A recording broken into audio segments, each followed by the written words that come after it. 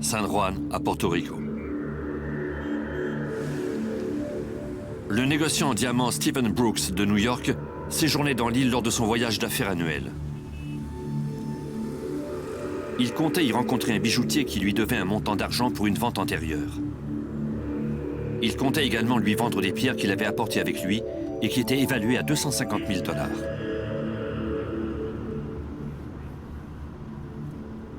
Brooks était seul et n'avait pas de garde du corps. Il devait rentrer chez lui 2 jours plus tard.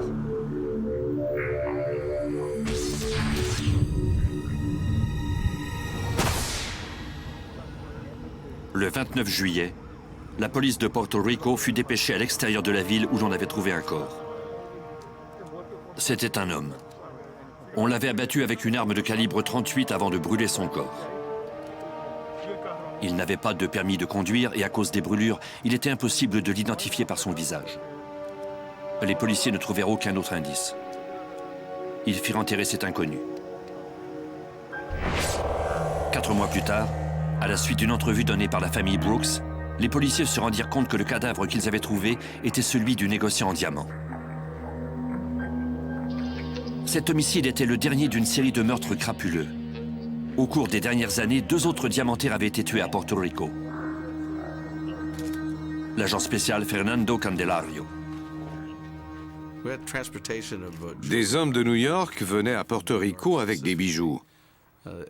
Ils étaient alors enlevés et l'on retrouvait leur corps plus tard. Comme ces individus étaient morts dans un autre État américain, le FBI devait enquêter sur ces affaires. On ne disposait d'aucun indice sur les meurtriers. Les agents communiquaient avec leurs homologues de la police de Porto Rico pour savoir s'ils avaient trouvé des pistes. Sans nouvelles pistes, l'enquête s'enlisa rapidement. Pendant cette période, les crimes violents étaient courants à San Juan, où à la pauvreté s'ajoutait le trafic de cocaïne et où les gangs contrôlaient les rues.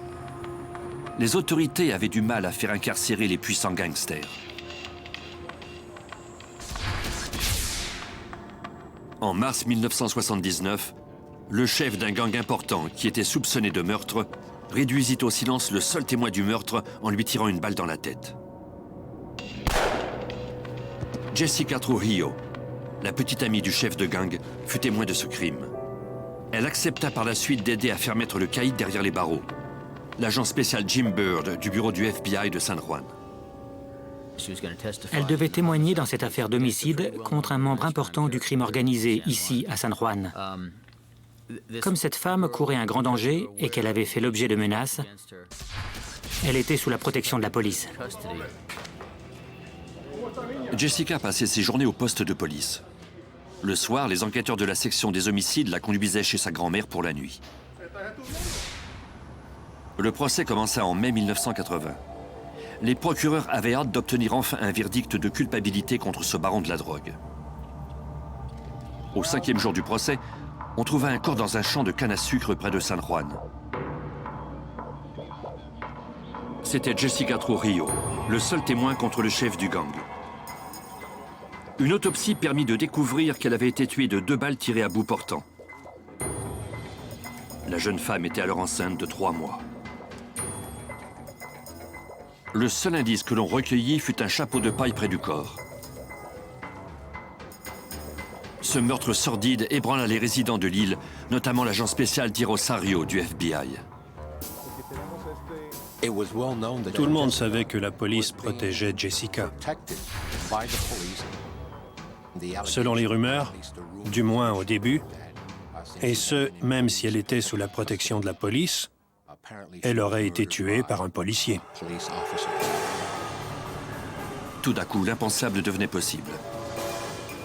Le bureau d'enquête spéciale de Porto Rico, appelé aussi NIE, travaillait alors sur une éventuelle affaire de corruption au sein de la police.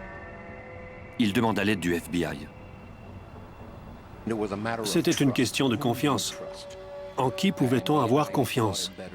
Le NIE pensait qu'il valait mieux faire confiance au FBI que de se rendre au service de police pour tenter d'y trouver quelqu'un de confiance pour mener cette enquête. Les enquêteurs finirent par retrouver le policier qui avait reconduit Jessica chez sa grand-mère le soir où l'on avait trouvé son corps. L'enquêteur Victor Soucet déclara que son collègue, l'enquêteur Gil Valera, et lui-même avaient conduit Jessica à la maison comme prévu. Selon lui, il l'avait laissée devant la maison de sa grand-mère. Victor ajouta qu'il n'avait pas la moindre idée de ce qui avait pu lui arriver après leur départ. Peut-être quelqu'un l'avait-il enlevée. Les agents vérifièrent la version des faits de Victor. On a interrogé plusieurs personnes. On est allé chez sa grand-mère et l'on a mené notre enquête dans le quartier. Personne n'avait vu Jessica de toute la journée.